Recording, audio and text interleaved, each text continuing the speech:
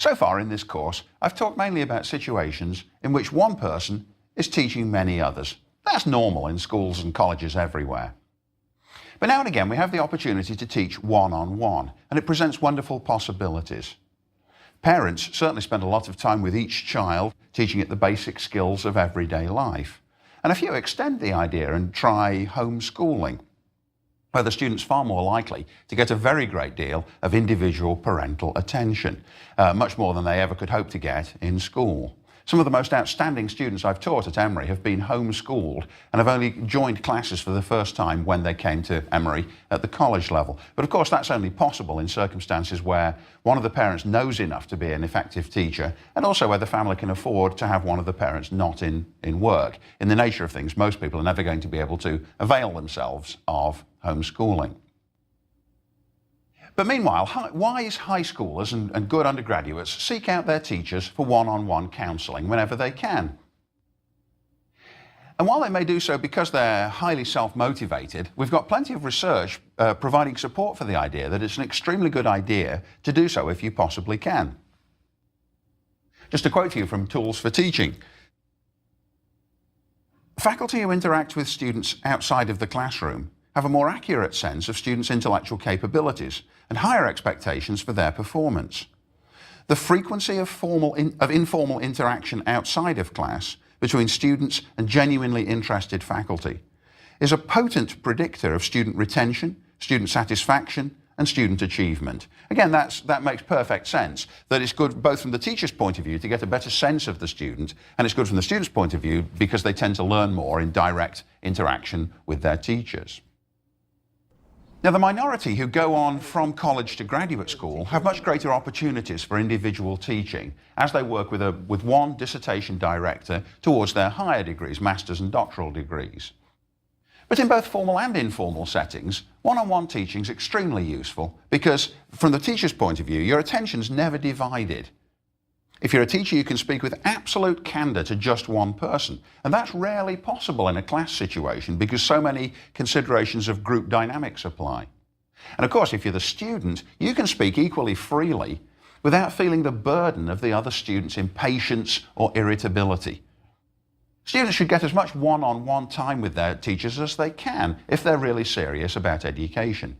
Seeking out their teachers demonstrates a particular interest and a particular seriousness about their work. And of course, from the teacher's point of view, it's gratifying. It's nice to see students take an interest. And certainly what happens is that you tend to think more sympathetically about the students who've taken the time and devoted the energy to coming to seek you one-on-one. So at its best, one-on-one teaching permits a maximum of dedication and a minimum of compromise. When you're teaching a class, you've always got to guess at the group's general level. But when you're doing it one-on-one, the teacher can tailor every remark to the particular student. And of course, the student's much more likely to work hard in one-on-one interactions from the knowledge that she's literally got nowhere to hide. She's right there, and it's only her or he or her and the teacher. Now, in class, a student who hasn't done the work has always got the option of looking at his shoes. But with one-on-one, there's no option of that kind available. In fact, the only option with one-on-one, if you haven't done the work, is simply not to go at all. And one of the characteristics I'm aware of is that, particularly when I'm working with students who are on big projects, honours theses, and they haven't done any work, is that they simply don't come at all because they know they're making no progress. Teaching one-on-one enables you to dispense with concerns about group dynamics and peer pressure. Because teachers are aware that students sometimes are hesitant to shine in front of the other students. If they're actually better at the work, they're still sometimes cautious about showing it because they don't want to look like show-offs or suck-ups, and they're afraid of peer criticism. And research suggests that this is particularly true of girls who are anxious about seeming too good in the presence of the boys in their peer group. But of course, if they're working one-on-one with the teacher, that kind of problem never arises. And also, when they're one-on-one, it's much easier to frankly dispense praise and blame. Now, in practice, one-on-one teaching tends to be the resort of the most gifted and the least gifted in any group. The most gifted because they realise what an advantage it is and they're motivated to get extra help. The least gifted because they know they need help and they fear flunking out. One of the sad things, I think, of working at an elite college like Emory University is that although we advertise our very favourable teacher-student ratio, most students don't actually take advantage of it. They don't come as often to see me as they really should. It requires more motivation than many of them can muster. But those who make the crucial breakthrough and do understand the benefits very quickly come to understand what an advantage it can be. Being able to be one-on-one with the professor, it's a whole nother experience because they're focused just on you and just on what the questions that you're asking. I definitely think I benefit significantly more from one-on-one learning. Whatever is being taught is specifically tailored to me.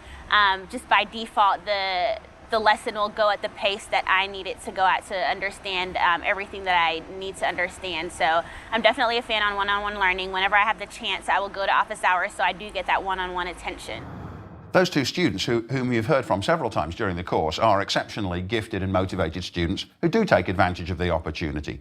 We've got an extensive body of research which confirms the benefits of one-on-one contact between teachers and students. Both sides benefit.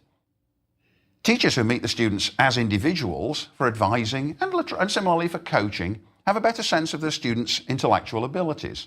Students themselves who seek out individual help in this way are more likely to stay in school, more likely to do well there, and more likely to enjoy their education. Now let's examine in detail two examples of useful one-on-one work that would have been difficult or impossible in a group setting.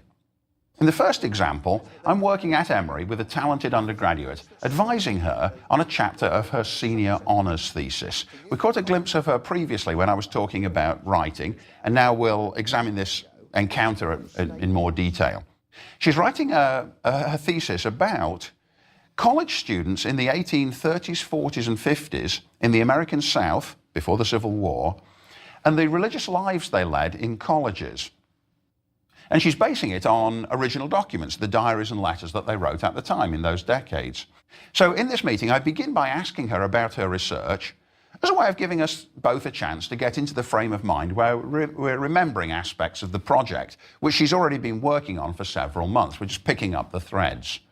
I ask her to tell me more details about the letters and diaries from which she's taking her information. Now, she's a quiet and shy student, and I try hard not to be too intrusive. Obviously, you won't be surprised to hear that my tendency is to be rather bossy and domineering. And with Pearl, I need to really hold back and say less than I do under most circumstances. They don't particularly or specifically address the secular culture, but they sort of, Well, do they give an answer to questions like, should we go to the party? Well, I think they spend, because the papers I'm looking at are a lot of diaries and then letters to each other, and so it's a lot more of raising questions and saying, you know, I wonder if I should do this, or I did this, but then I feel like I shouldn't do it again, and then when the next opportunity comes up, then it's more wonderings or asking other people, you know, what would you recommend me to do for this, or what would you do? And do you get a feeling of personalities out of it? Yeah, definitely. You can tell some people are much more decisive and other people waffle a lot, or, you know, they keep going back and vacillating between positions on whether or not they celebrate Valentine's Day and one year they do and one year they don't, and, well, I celebrated with these people but not these other people. And just talking over the implications of an issue in this way is one of the best ways of getting mental clarity on things that you've been working on alone and silently. Obviously, one of the characteristics of doing this kind of research is that you spend a lot of time alone, and it's very, very good to have the opportunity to describe it to somebody else. Now, as we work together on this project, I started to realize that Pearl had a difficulty with how to use the concept of adolescence. My task, as I see it, is to help her see through her text to the big ideas that she's dealing with. She's not sure whether it's appropriate to use the concept of adolescence, because in the 1850s, the notion didn't exist. It's a subsequent invention. But on the other hand, the idea of adolescence and our ideas about what it's like appears to have a lot of explanatory value in a case like this. This is a common problem in historical writing. Are you allowed to use anachronistic concepts to describe human behavior in ages before the concept itself was developed? And here's how our conversation goes on that point. Where you've got a problem is with the conceptual scheme. And I think, as I understand it, this is what you're saying. We've got the concept of adolescence, but they didn't have that concept. Is it appropriate for us to impose that concept on them, or ought we to not use it because they didn't use it? Right. And in the paragraph where you talk about that, here on page 2, it's a little bit muddled. Okay. Listen, here's what you said. Because of these teachings and the attention many religious leaders pay to the young generation, considering religious coming of age becomes an important way to study adolescence and the more general experience of coming of age. Yes? By studying a process of forming an identity and entering an adult realm recognized by contemporaries, we can study adolescence with its confusion without superimposing a modern concept on the past. But that's what you're saying. You see, you are superimposing a modern conception on the past. Okay. Because adolescence itself is a modern concept. So I felt as though you knew what you meant, but you hadn't quite phrased it right. Are you going to use the concept, or are you not going to use it? Or are you going to kind of sidle up to the edge of it and almost use it? So how should we compare teenagers then and now? That's the issue that we're struggling with. A moment later, Pearl got to the point of saying she didn't really know about that. But I think that was a constructive form of uncertainty. In other words, what our conversation has done is to isolate this point as one on which she's going to have to work more systematically. So that the fascinating individual cases that she's found can now somehow be linked together in a conceptual framework to make the thesis more than simply a succession of anecdotes. Now, in these little clips of film, you can probably see me struggling with myself.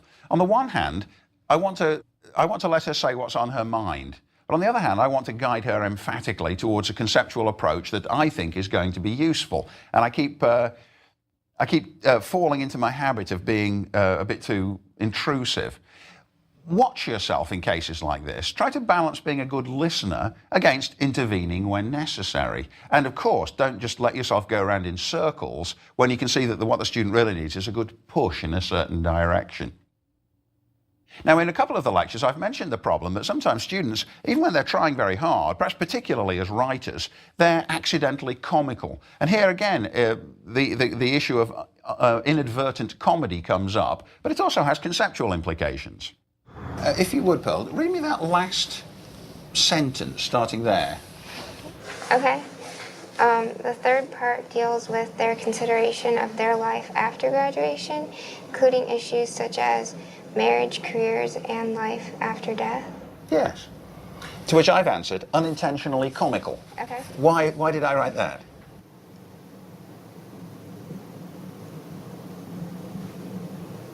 I don't know. Well, here's what's funny about it. Who shall I marry? Okay. Bob? Dave? Michael? Okay. What career shall I have? Farmer's wife? Missionary? What shall I do after I die? Go to heaven? Go to hell? It's a totally different kind of thing, isn't it? And you see, you falsely imply that they could make comparable decisions on each of those three things. I know you didn't mean to be funny. What you mean is that issues such as marriage, careers, and their religious destiny. Now, you can imagine that if we'd been an entire class, I wouldn't have been able to say that. It would have been upsetting to her. Whereas when we're just one-on-one, she can see the joke just as clearly as I can once it's been pointed out to her. So that's a perfect illustration of the way in which being alone with a student, in that case, was great. Incidentally, I should say that my own undergraduate experience, I was an undergraduate at Oxford back in the 1970s when we used the tutorial system. And the tutorial system consisted of one student, or sometimes two, going along to see the professor. And the tutorial began with the student, usually that one student, reading aloud his or her paper to the professor, who then made a critical analysis of what the student had written and challenged the student's assertions, asked sometimes in devastating ways. Now, why did you say that? Why did you trust this historian's interpretation rather than that one? A very, very rigorous demolition, often, of the papers we'd written.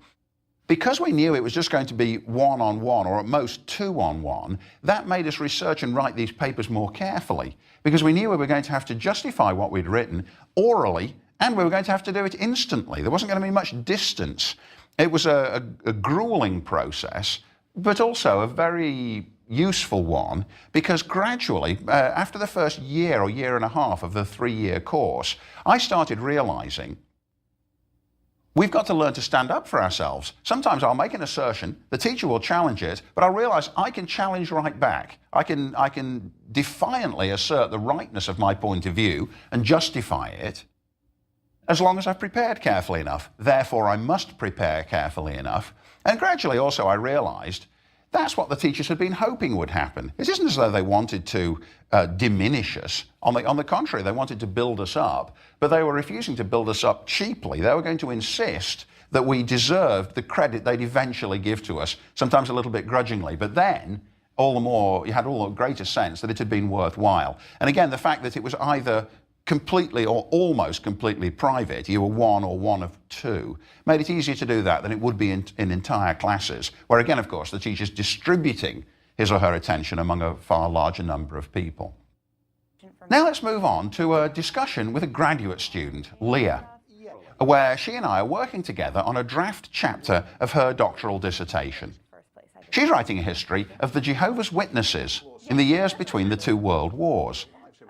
And she's talking about the way in which the Jehovah's Witnesses were constantly being arrested for provocative actions in the streets and were constantly being taken to court, and eventually had some of their cases taken to the Supreme Court in the hope of squeezing out a new definition of the First Amendment from the Supreme Court, in which they were successful. So it's a very interesting mixture of religious and legal history.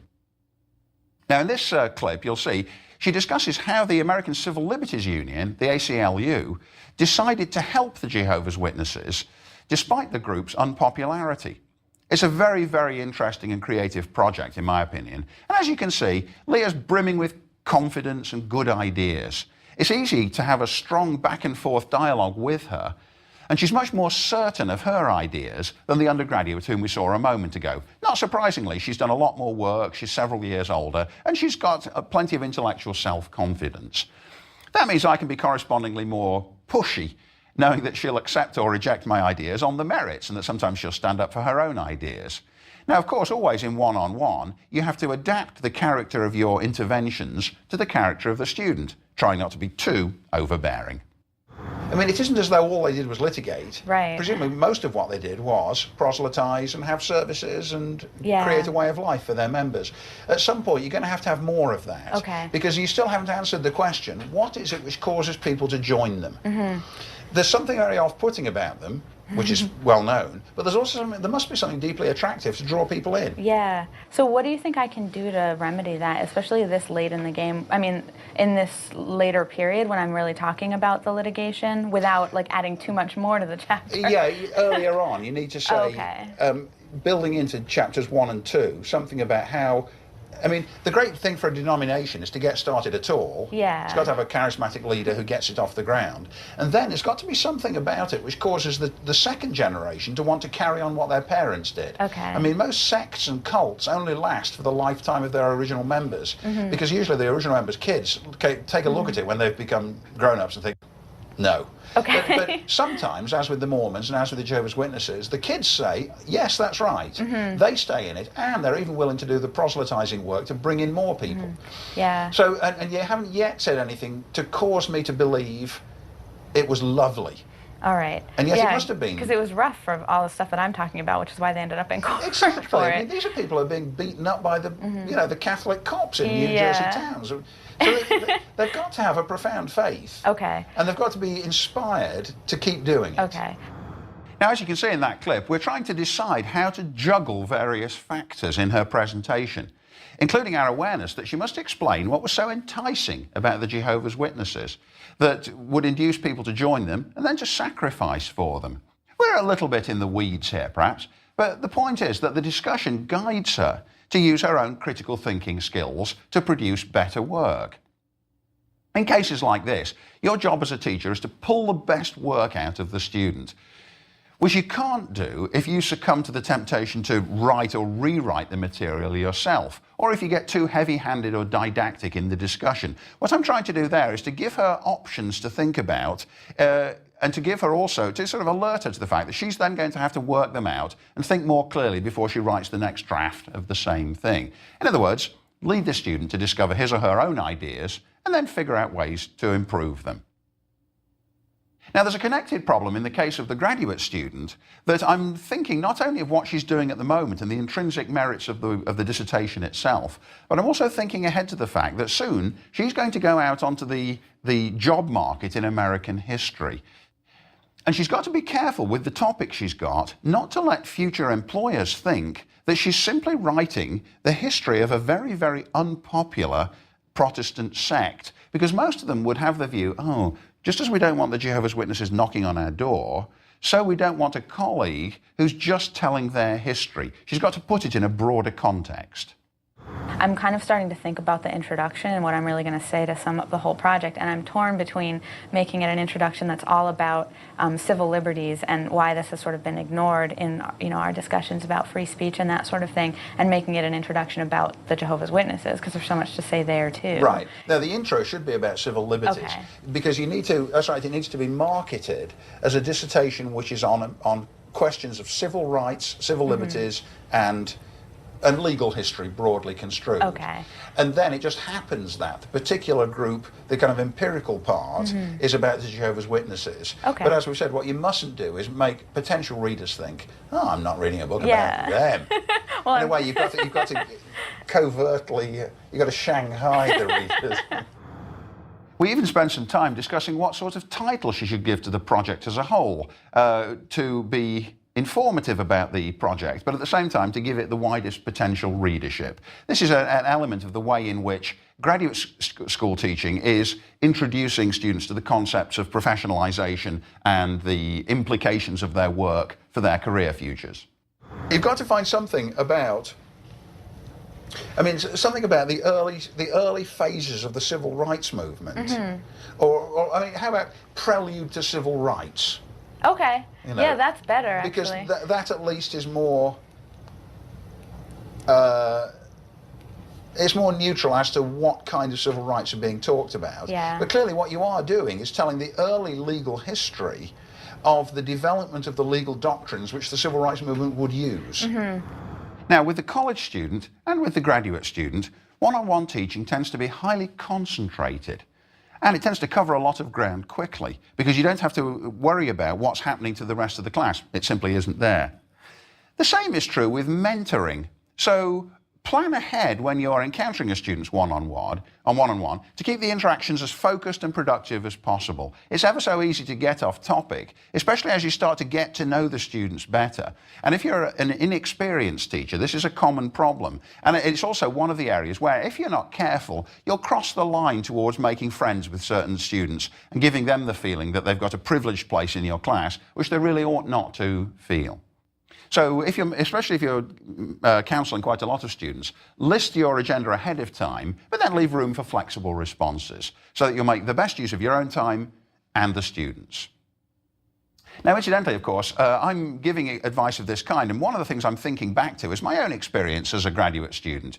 I was a grad student at Berkeley, and I had a terrific advisor, Richard Abrams. He gave me plenty of latitude in research and writing, but whenever I gave him a draft chapter of my dissertation, he'd respond with absolute frankness about what was good and what was not good in my writing. It was sometimes a little bit jarring and stinging to be told that some passage was no good or was off the topic or was impossibly long-winded, because I tended to write far too much.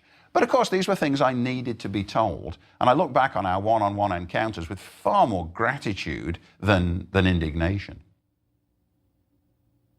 Most faculty members recognise the pleasure of one-on-one teaching. It's one of the attractions of doing field work for archaeologists with students, and it's certainly one of the attractions of teaching graduate students, which many of us love to be able to do. Of course, graduate students themselves are halfway to becoming your colleagues. They're going through the metamorphosis from student into professor.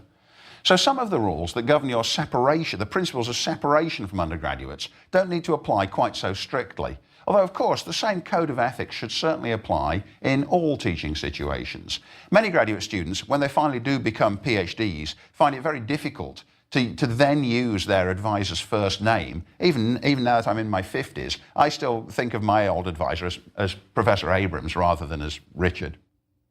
Now, our archaeologist, John Hale, describes one-on-one teaching situations and how he tries to make them opportunities for mutual discovery. I try to eliminate any tone of the lecture from the interaction. I try to make it a conversation.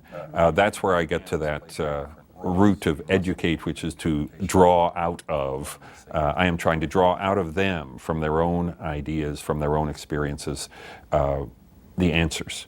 And where we come to stumbling blocks, I will try to flag those and say, this is where the field for a long time got stuck. And I would be interested in your take on what you are seeing in those symbols arranged in this spiral around the Festos disc. I try to do less talking when it's one-on-one. I try to hear more from them if I can. Sometimes that's not possible. But to make it a conversation, to make it a back and forth, and make them feel that I'm discovering something too. In all these one-on-one encounters, a large part of the teaching consists simply of talking over the issues carefully, trying to put general ideas or sensations into words, and then bouncing ideas off one another. As I've said, writing feels like a solitary activity. Actually, it's a social one. So much of education and learning is cumulative that from the student's point of view, it's nearly always a good idea to spend as much time as you can with your teachers, people who know more about the subject than you do, simply because they've been exposed to it for so much longer. And when you can get their undivided attention, so much the better. You're likely to thrive on the strength of it. So let's sum up now what the work we've covered in this lecture. One-on-one teaching is extremely valuable to students because it gives them the best form of access to your knowledge and experience. And to you as a teacher because it enables you to get to know those students that much better. We know from very extensive studies that it has a huge favourable impact both on performance and on retention. Students are much more likely to stay in school if they think that their teachers are showing them some individual attention. It's valuable to teachers because it permits them for once to direct all their attention to one particular student before them, rather than having to bear in mind the diversity of learners in the class, the variety of emotions they feel towards you and towards one another, and many students' reluctance to stand out from the crowd. So at its best, one-on-one is an uninhibited and highly concentrated educational opportunity that you should seize when you can. To be effective in one-on-one teaching, without overwhelming the student, you need to think about the following issues. Feedback on writing, that's a very, very important thing. Clarification of ideas where there's still a little bit of ambiguity, as there was in the matter of adolescence with Pearl. Empathy, giving them the sense that you're aware of the difficulties they're going through and that you've been through the process yourself, something I often mention. And active listening, trying to pick up what they're doing, but giving back as much as you can, which is going to be helpful without being overpowering. These are all the same kinds of skills that you need to work with when you're encouraging students' effective participation in discussion, but you can do it better when you're alone with them. One-on-one learning can help the students learn the material faster. Equally, using one-on-one mentor-to-student or peer-to-peer teaching, we've seen some examples of that in the tapes already over the course of these lectures, also tends to have a quick payoff. It's just as useful in the workplace as it is in school. Now, as much of this course has suggested, and as I certainly believe, it's good to teach in a variety of formats. I'm not saying that one-on-one is the only way of teaching that's suitable, and neither would I recommend it, but it's certainly one of the most productive formats in which you can often get more done than in any other setting. Let's move on from here now. In the next lecture, we'll switch to looking at many of these issues that we've covered in the last few lectures, but from the learner's point of view rather than from the teacher's point of view.